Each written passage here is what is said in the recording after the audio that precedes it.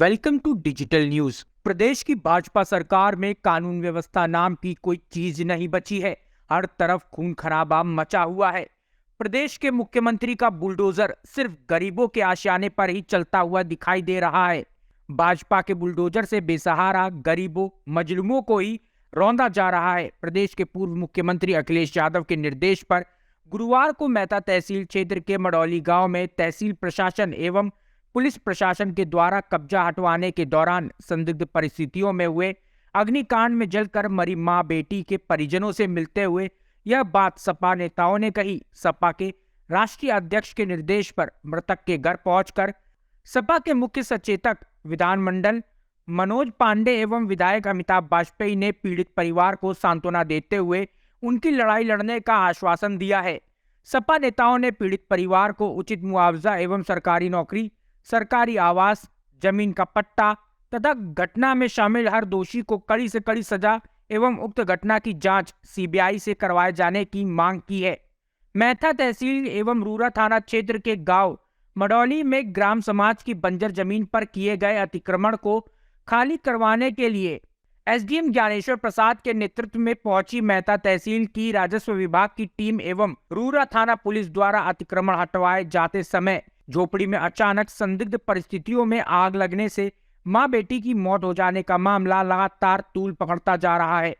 भाजपा सरकार के नुमाइंदे एवं आला अधिकारी भले ही इस मामले में शांत होने का दावा कर रहे हो, लेकिन विपक्षी पार्टियों के नेता एवं कार्यकर्ता गांव पहुंचकर पीड़ित परिवार से मुलाकात कर भाजपा सरकार को कोसते नजर आ रहे हैं। गांव पहुंचने वाले हर विपक्षी दल के नेता भाजपा सरकार को किसान विरोधी, मजदूर विरोधी, गरीब विरोधी बता रहे हैं।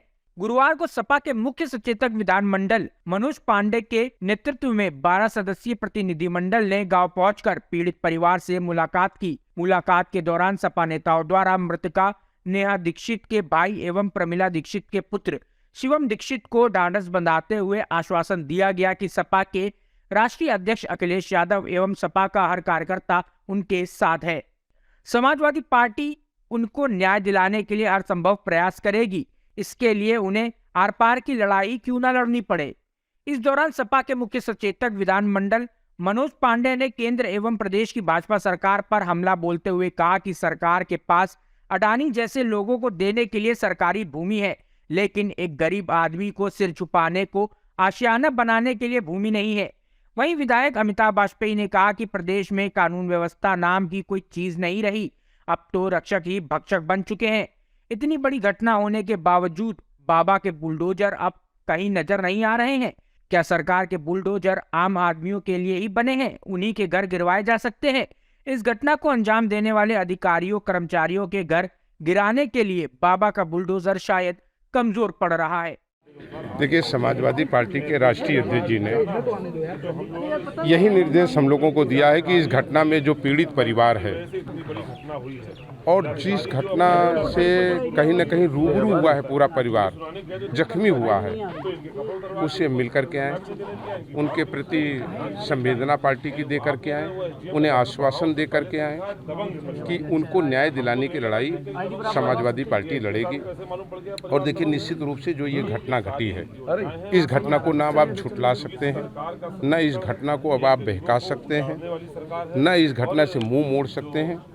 मानवता को शर्मसार करने वाली घटना है और हम सरकार से भी ये मांग करेंगे कि बिना किसी अन्य विचार को मन में लाए इनमें जिन अधिकारियों ने और कर्मचारियों ने लापरवाही किया है, इस घटना को कारित होने में उनका अप्रत्यक्ष और प्रत्यक्ष उनका सहयोग रहा है, उनके खिलाफ कड़ी कार्रवाई करें। भाई, बुलडोजर इसके लिए नहीं होता है कि गांव में किसी गरीब के घर में जाकर के आप उसके घर में बुलडोजर गिरा देंगे और उसकी मृत्यु हो जाएगी, 2 लोग धू धू करके जल जाएंगे। एक उंगली जलती है, कितना कष्ट होता है। बेटी और बहन जले हैं। किस तरीके से उर्मिला दीक्षित और नेहा दीक्षित के साथ ये घटना घटी है, इस घटना से पूरा उत्तर प्रदेश बहुत दुखी है। हम लोग भी दुखी हैं और ये हम आपके माध्यम से विश्वास दिलाते हैं, इनके न्याय के लिए चाहे जो कुछ करना पड़ेगा, जो लड़ाई लड़नी पड़ेगी, हम लोग इस परिवार के साथ खड़े रहेंगे। उनको न्याय दिलाने में भरसक हम, हमारी पार्टी हमारे राष्ट्रीय अध्यक्ष जी आदरणीय अखिलेश यादव जी भरसक इस परिवार को न्याय दिलाने में मदद करेंगे। पीड़ित बेटे से आपने बात की है शिवम से, क्या बातचीत हुई है, क्या आश्वासन? बहुत दुखी है, बहुत दुखी है, शॉक्ड है। वो अभी भी नहीं महसूस कर पा रहा कि इतनी बड़ी घटना उसके घर में घट गई। अभी भी उसको समझने में समय लगेगा कि उसकी माँ, उसकी वो बहन जिसको परिवार ने मजदूरी करके पढ़ाया था, LLB कराया था, और ये आशा रख करके LLB की थी उस बेटी ने कि जब मैं LLB कर लूँगी तो मैं न्यायालय में तमाम गरीब और मजलूमों की मदद कर पाऊँगी, उन्हें न्याय दिला पाऊँगी। आज वो न्याय की पढ़ाई पढ़ने वाली बिटिया आज खुद न्याय नहीं पा पाई और धू धू करके जल गई। इससे दुखद घटना और कोई नहीं हो सकती। बुलडोजर ब्रांड बना रहा, उसी बुलडोजर की वजह से दाग लग गया, अब क्या कहेंगे? कोई चीज़ हो, पुलिस को शस्त्र दिए जाते हैं, इसलिए नहीं दिए जाते हैं कि ये आम आदमी के ऊपर इसका इस्तेमाल करेंगे, बल्कि इसलिए दिए जाते हैं कि आम आदमियों की रक्षा ऐसे दुष्टों से करने का काम करें जो आम आदमी को कहीं नुकसान पहुंचाते हो, इसलिए शस्त्र नहीं दिए जाते। तो कोई भी चीज़ें हों वो इसलिए नहीं होती हैं कि आम आदमी, एक गरीब आदमी ब्राह्मण परिवार का, वो उस बुलडोजर और उस मशीन से पीड़ित हो जाए और धू धू करके जल जाए। अच्छा, डिप्टी सीएम द्वारा कहा गया है कार्रवाइयां लगातार की जाएगी, दोषियों को बख्शा नहीं जाएगा। मैंने कल भी मांग किया कि परिवार की जो मांग है कि परिवार ने कहा है कि 5-5 करोड़ रुपए की मदद की जाए। परिवार ने कहा कि 2 नौकरियां दी जाएं। हम इंतजार करेंगे कि जो भी सरकार का कोई व्यक्ति आए और इनकी मदद करना चाहता हो तो वो 2 नौकरी के कागज और 5-5 करोड़ रुपए लेकर के जरूर इन तक आए। ये हमारी मांग है। ये कितनी दुर्भाग्य की बात है, जिसके परिवार की माँ खत्म हो गई हो, बेटी खत्म हो गई हो, उसे कमिश्नर साहब अपने ऑफिस में बुला करके सहायता राशि दे रहे हों, वो क्या यहाँ तक नहीं आ सकते थे? ये भी कहीं ना कहीं लोकतंत्र की हत्या है। पुलिस का कहना है कि ये जो आग लगाई गई है ये पीड़ित ने खुद अपने घर में आग लगाई है। अब पुलिस तो ये भी कह सकती है कि दोनों लोगों की मृत्यु नहीं हुई, इस पर मैं कुछ नहीं कह सकता।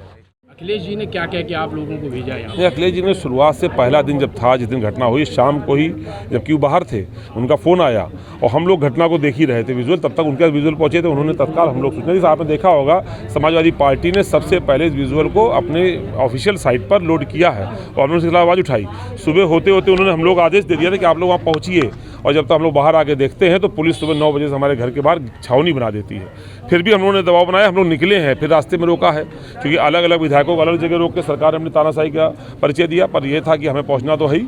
तो उन्होंने परसों रोका, कल हम लोग जाना चाहते थे, कल PAC लगा दी, फिर हम लोगों ने आज कोशिश करी, आज चलिए हम लोग आ पाए। शायद उनका मनसब था कि उन्होंने बॉडी उठा ली, उन्होंने उसका क्रिमेशन करा दिया, उन्होंने मुआवजे की चेक जबरिया आवाज़ से बुला के पकड़ा दी, तो उनको लगता था उनकी मंशा पूरी हो गई, इसलिए उन्होंने हम लोगों को आने दिया। लेकिन समाजवादी पार्टी इस मुद्दे पर मौन नहीं बैठेगी जब तक उचित मुआवजा, नौकरी, आवास और असली मुलजिमों को सजा नहीं होगी, तब तक समाजवादी पार्टी इस मामले पर आंदोलन करती रहेगी। पीड़ित बेटे से आप मिले हैं, क्या बातचीत हुई, क्या आश्वासन दिया गया है? हम लोग अभी राष्ट्रीय अध्यक्ष जी को पूरी सूचना देंगे, जो जानकारी हम लोग को मिली है शिवम से और जो आप लोगों के माध्यम से मिली, वो हम लोग राष्ट्रीय अध्यक्ष को देंगे और राष्ट्रीय अध्यक्ष जी उसके बाद उस पर निर्णय लेंगे। लेकिन हम लोग विधानसभा सत्र जो शुरू हो रहा है उसमें सबसे पहले इस मुद्दे को हम लोग प्रमुखता से उठाएंगे और परिवार की मदद भी हम लोग करेंगे।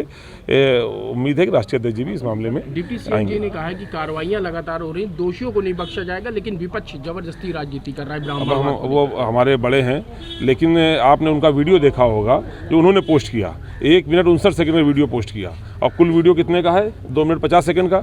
जिस 51 सेकंड में शिवम ने अपनी बात कही है वो तो उन्होंने पोस्ट ही नहीं किया। इसका मतलब वो सुनने की और सुनाने की क्षमता उनके अंदर नहीं थी। ये सड़क बन रही है, जो गड्ढा मुक्ति की पोल खोलती है, सड़क बन रही, इससे हमको लगता है शायद कोई डिप्टी सीएम या सीएम यहाँ आने की तैयारी कर रहा है। ये बनती हुई सड़क भी कहीं ना कहीं मौतों को मजाक नहीं बना रही है। आपको नहीं लगता उनके आने की अगवानी की तैयारी हो रही है? जिस डिप्टी सीएम की अपने विभाग में एक चपरासी ट्रांसफ़र करने की हैसियत ना हो, वो किसी को न्याय क्या दिला पाएगा?